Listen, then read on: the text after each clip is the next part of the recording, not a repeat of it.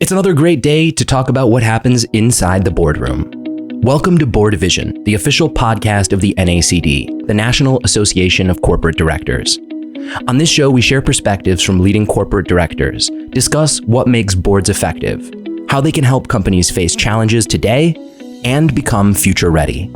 In a conversation between Susan Paley, NACD Vice President of the Chapter Network, and Rose McKinney-James, a board member at companies including Ioneer, MGM Resorts International, Pacific Premier Bank Corp., and Toyota Financial Savings Bank, McKinney-James sheds light on how a director can prepare for their first day in the boardroom, what's expected of new directors, and the general ins and outs of onboarding, from the board to the individual.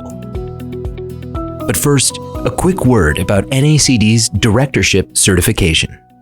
Today's boards operate in a dynamic and rapidly evolving world. The National Association of Corporate Directors provides directorship certification that sets the standard for high-impact board directors.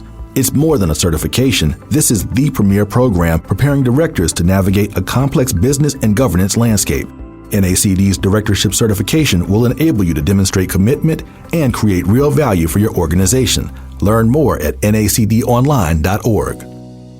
Rose McKinney-James, welcome. Now, we have a lot of conversations at NACD about the pathway to the boardroom. Let's take this conversation and launch it from the next step. We've done that pathway well, we've landed a board seat, and now, white knuckles as we head toward our first board meeting. What is it that you'd advise directors to know when they're entering that boardroom for the first time? Well, I think the first thing is to set aside the excitement and euphoria. It's, sort of wearing off, and recognize that it's time really to lean into the positive aspects of the journey getting to the board. So I think it requires you to redirect your lens, maybe leaning into reviewing your overall responsibilities, thinking about preparation for this part of the journey becomes, I think, the most important aspect of your ability to show up in the way that you're hoping to. And so taking some time to review your board materials, past materials, revisiting the company's profile, thinking about your view of the company's business strategy, and then just thinking about your experience to date and how you plan to apply that to the new role. I think it's always a good thing to familiarize yourself with the backgrounds of the key members of the corporate team, the management team, your fellow board members. This becomes important as you ease into and hopefully develop some comfort in this new role. You've served on a number of boards, probably 7 or 10 of them. If you reflect back to the first time you walked into a boardroom as a new board member and the way you would walk in now, tomorrow, to a boardroom if you were to join a board now, what have you learned that you think is particularly important, sort of the secret sauce or a memorable way in which you've seen yourself or others do a first board meeting you might recommend? Well, the first board meeting is always, I think, a little challenging. It's hard to get past the intimidation of anything that's new. I mean, candidly, my first board meeting was a very difficult environment because I walked into a room of extremely well-established executives and government officials who had reputations that preceded them. And so there is that intimidation factor. But once you get over it and come to terms with the fact that you're there for a reason, I think you benefit from leaning into your experience.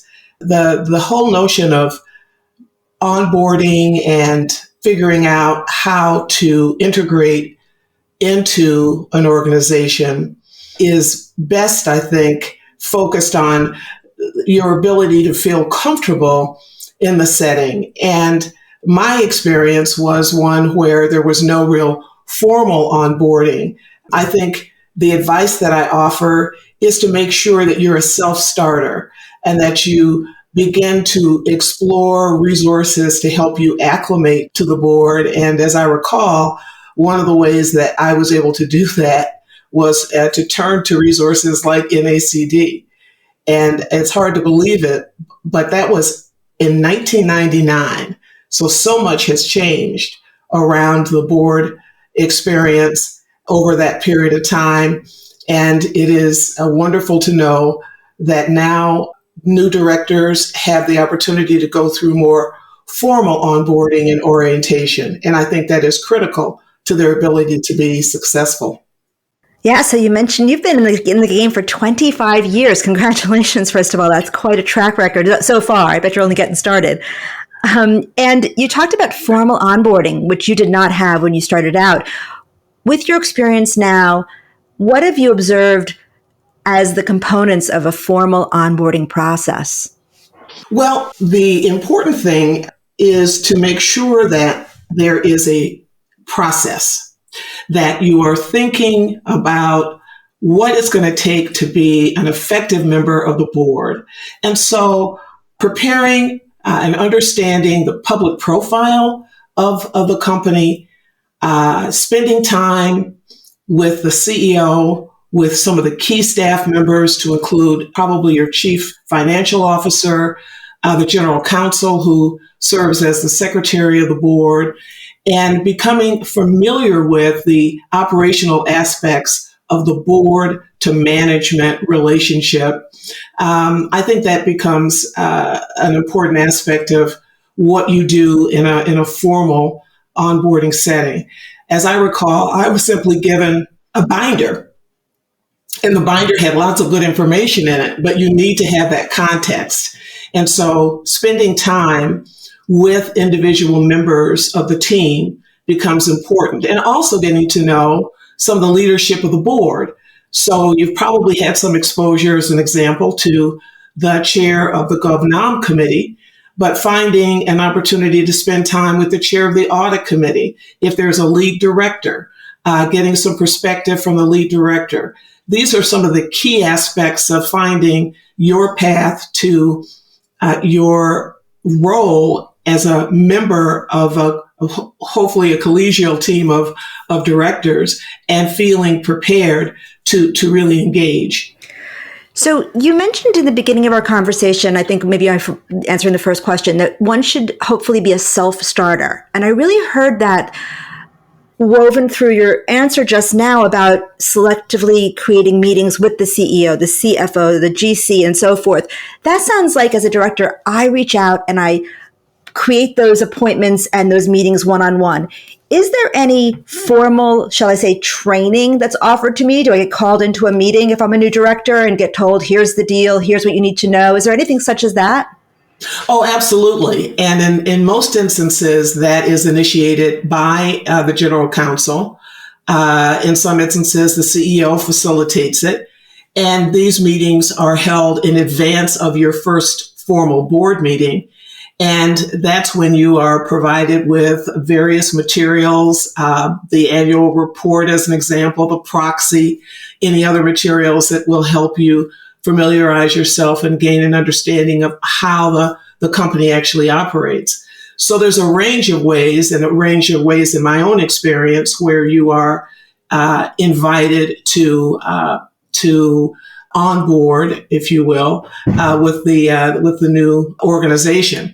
And that can, as I said, range from your willingness to do some of the initial work, being invited to participate in a formal setting where you have these important meetings, to include meetings with your board buddy or mentor if one is assigned. I think that is typically a safe place to ask some of those nagging questions that always surface when you are entering a new experience. Oh, I love that you can get a board buddy or a mentor. Is that quite common? Well, it's certainly becoming more common.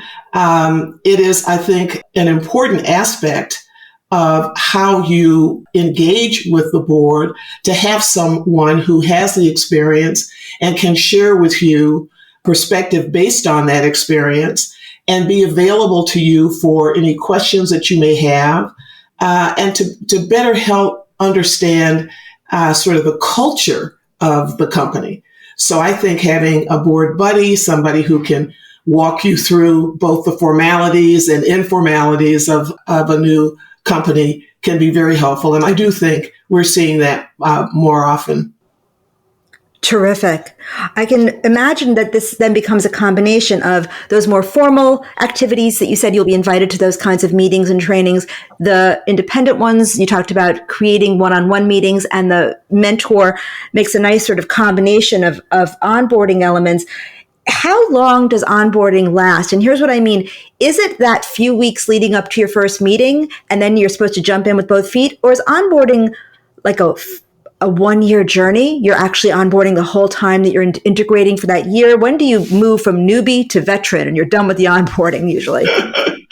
I do think it really does take a moment. There are some boards that have a formal training, as I call it, the sort of the binder approach, where they give you the information and expect you to sort of figure it out. And if you're lucky, there will be someone in senior management who will help guide you. And then they're sort of done and leave it to you to ask questions along the way. But I think the more prepared board appreciates the fact that onboarding takes much longer, that you need to go through a series of committee meetings. You need to sit in a formal board meeting more than once. You need to be on a special call to really appreciate the depth of the role of the role of a director and your responsibilities.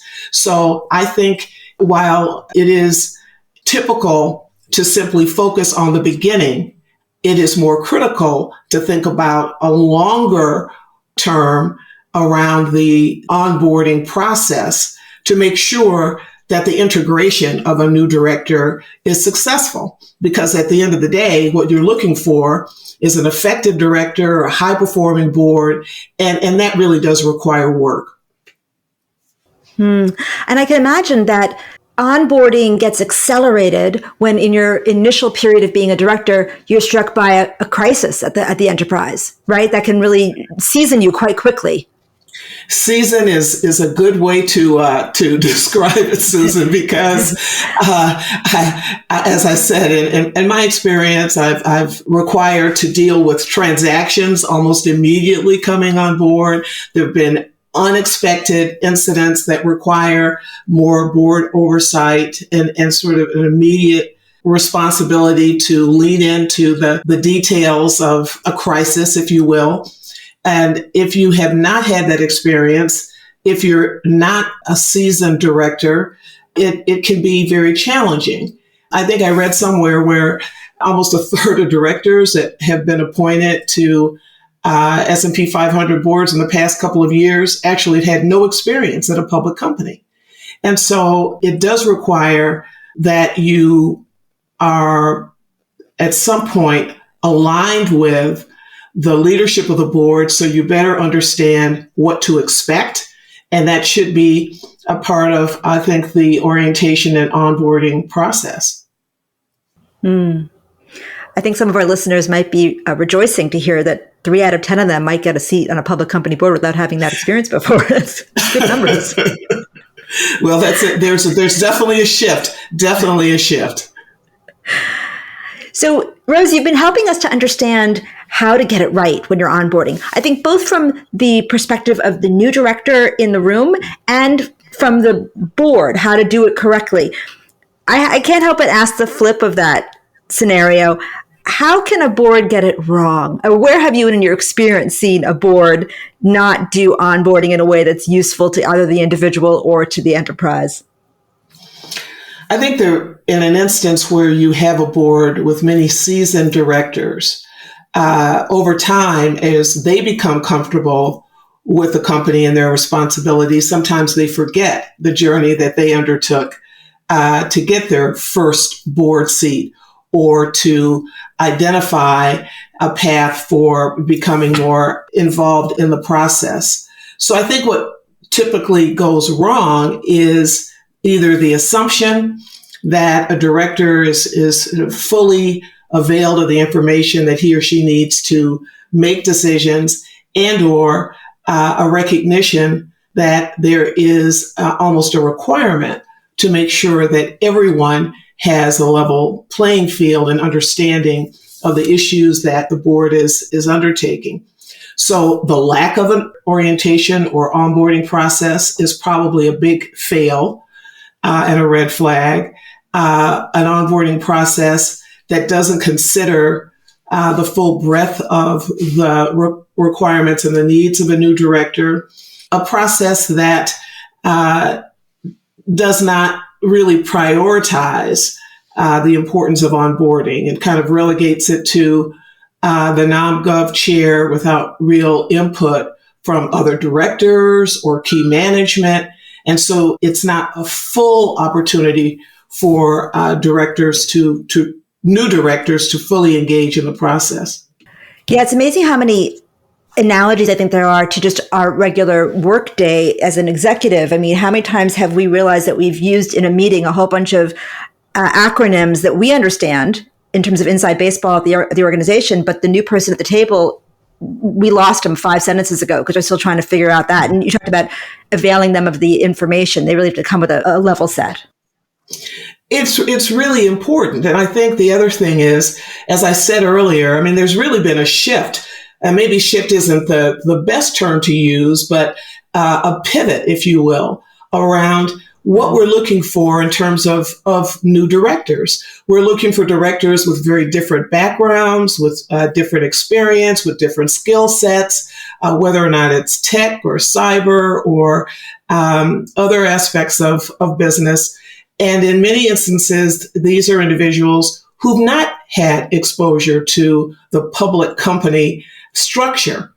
And so they come in, prepared to be a part of the governance structure, but they don't have the experience that's necessary for them to, on day one, fully engage. And so the process needs to be adjusted to balance the fact that you're looking for directors with diverse backgrounds and a process that's been in place for many years that had not anticipated the fact that you might have directors who come from a different perspective. Interestingly, as you noted, 25 years ago, I came into the process where many of the directors that had been selected came from what I call the buddy system. Buddy system meaning that you came from the country club or the Rotary Club, or there was a trust factor there, but there wasn't a lot of emphasis on whether or not you could actually effectively participate on an audit committee. But those times have changed. And the process is more sophisticated, more strategic for filling board seats. There's a lot of work and due diligence around skills matrices and et cetera. And so I think that the process needs to reflect that shift or pivot. And I see more and more in the boards where I have the privilege to participate.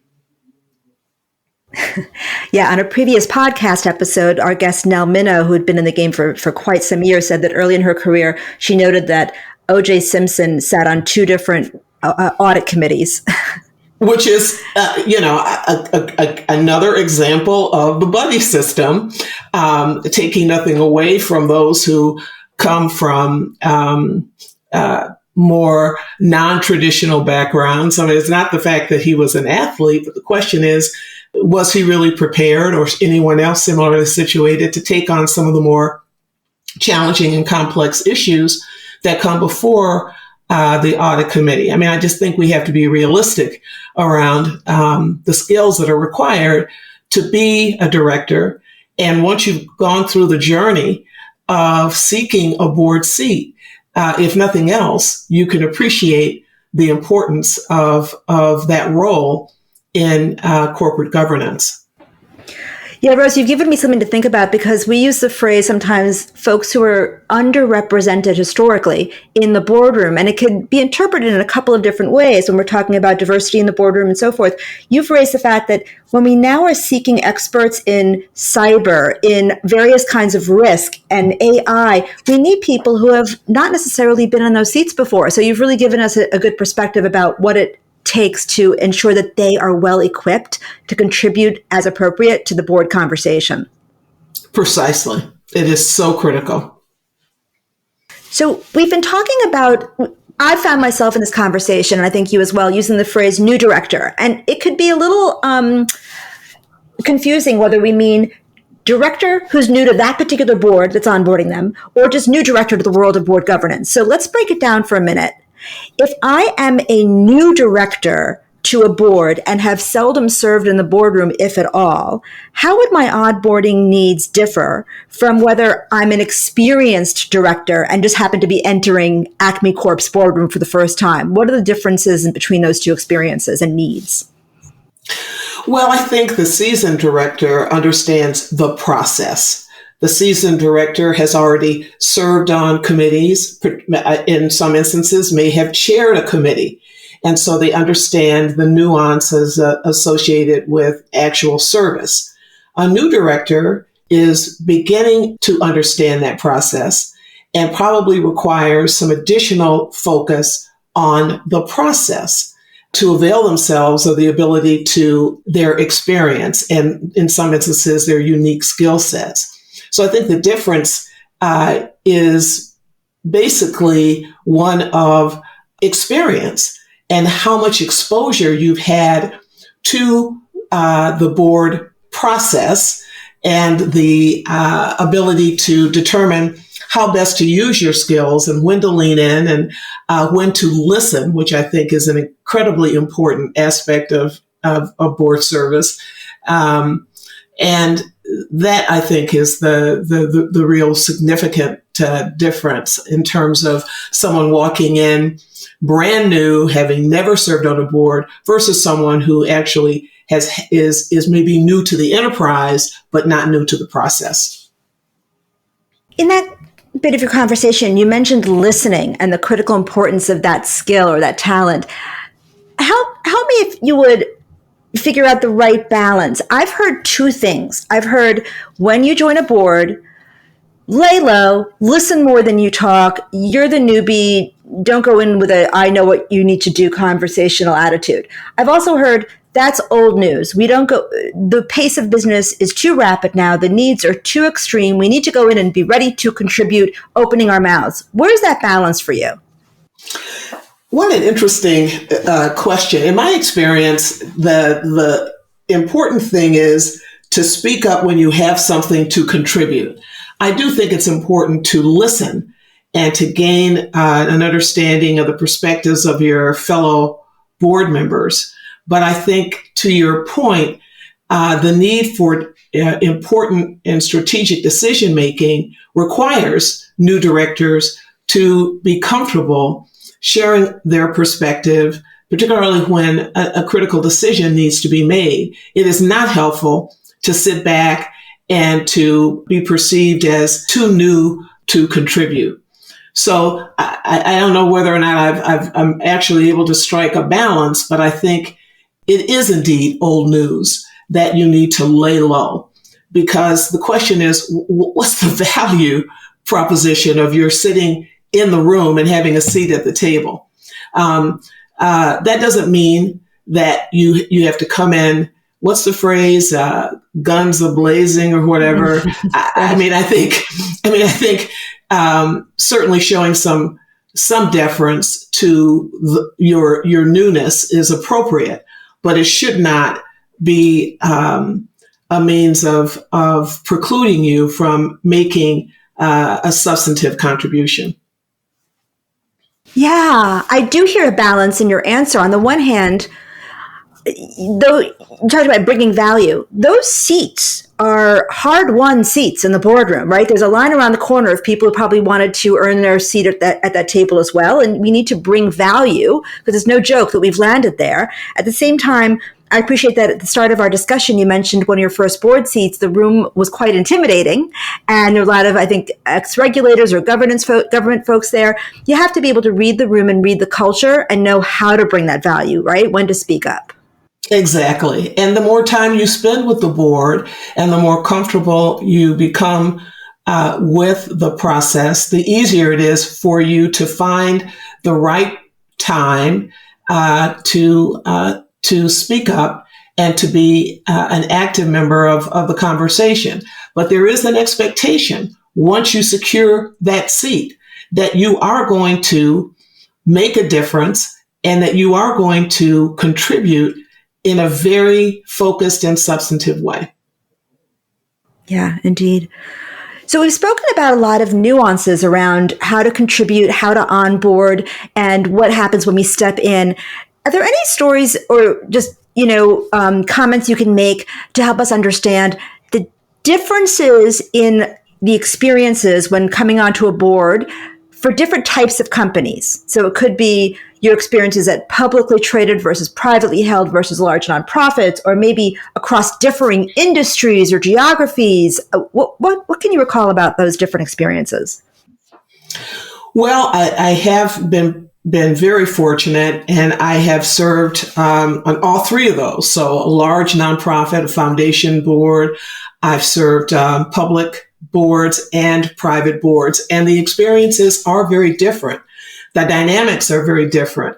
Public boards are highly regulated, and understanding those regulations and the expectations becomes an important aspect of the work. Private boards typically include investors who have very specific strategies around how they want to see a company grow and develop, pushing value for shareholders. And then on a nonprofit, government, or foundation board, it's mission driven. And so understanding the mission and being prepared to provide strategic guidance on how to effectuate that mission becomes really important. So the focus is different, and it's nuanced in a way that allows a director, I think, to identify those aspects of her experience that will really provide a support and, as I go back to this value proposition, to the conversation. So in some instances, I found, particularly on the nonprofit side, my experience from public boards and understanding the rigor of governance became very helpful.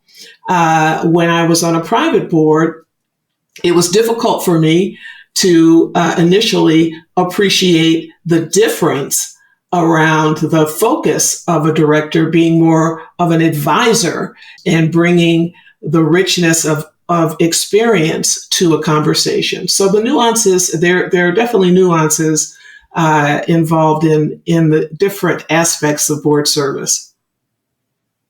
I think earlier in our discussion, you mentioned the word, you said what's hopefully a collegial board. And it makes me wonder, we've discussed meetings. We're going to meet with the chief executives and the chief officers of the organization, the NomGov chair, the lead director. We're going to have training conversations, committee meetings.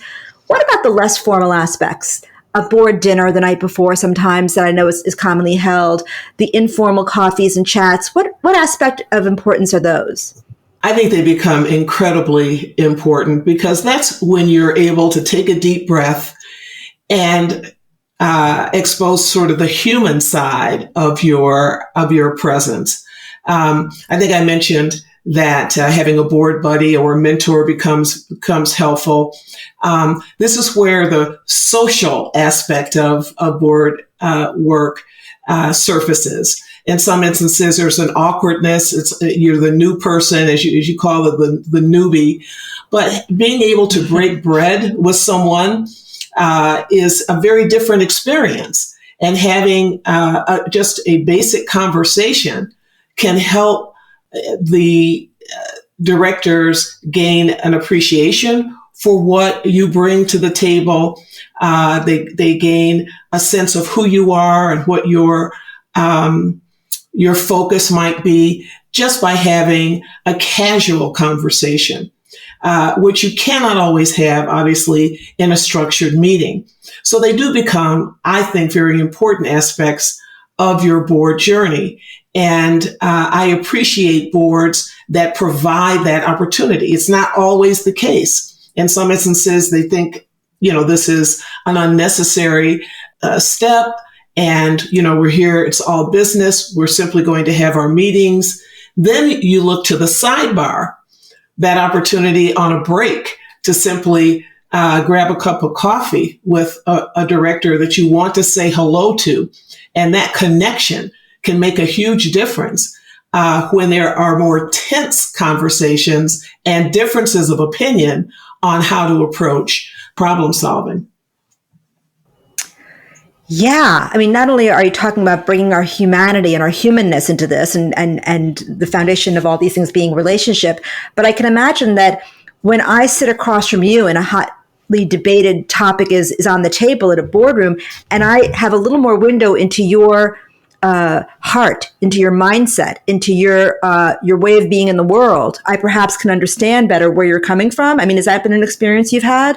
That is exactly the experience. And it's interesting.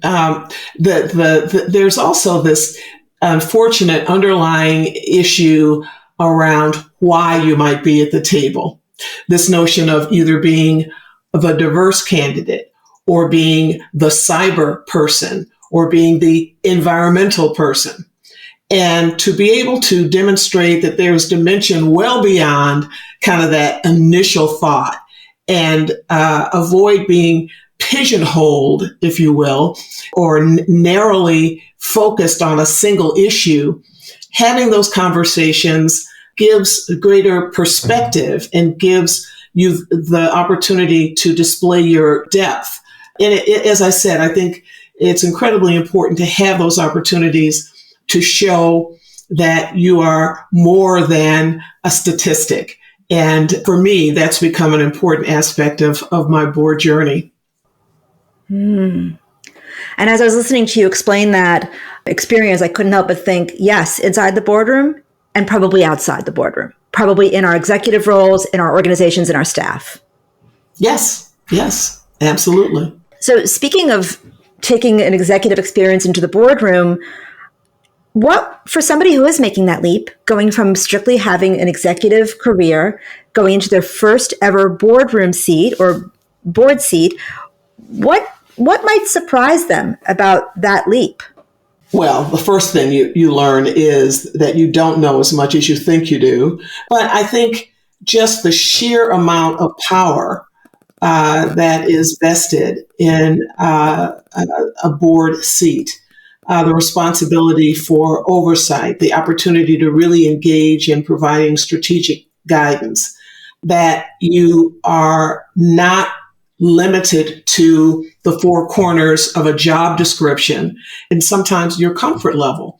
So many times we come into a situation and it's hard to acknowledge that maybe you're not the smartest person in the room, and it is a very humanizing and humbling experience, both professionally and otherwise. So as we wrap up our conversation, I wondered if you have any gems you can share with us, some of the lessons maybe that you've learned that you can impart upon new directors to make their journey even smoother when they're onboarding with a new board of directors.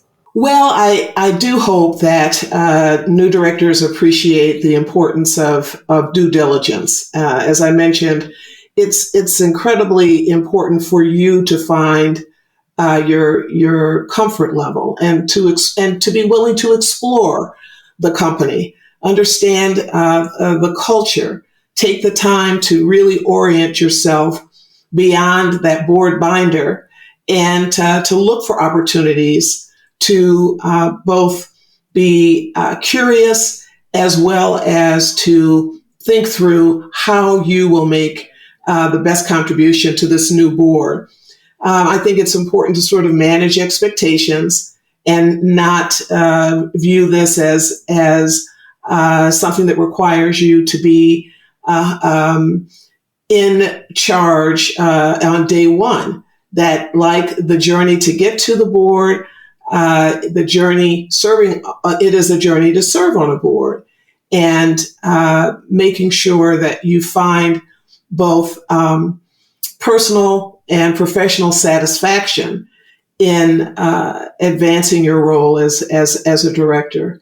I have found over the years that I've served on a variety of boards in a number of different industries that the one thing that is constant is that you are with a group of people who have a common goal.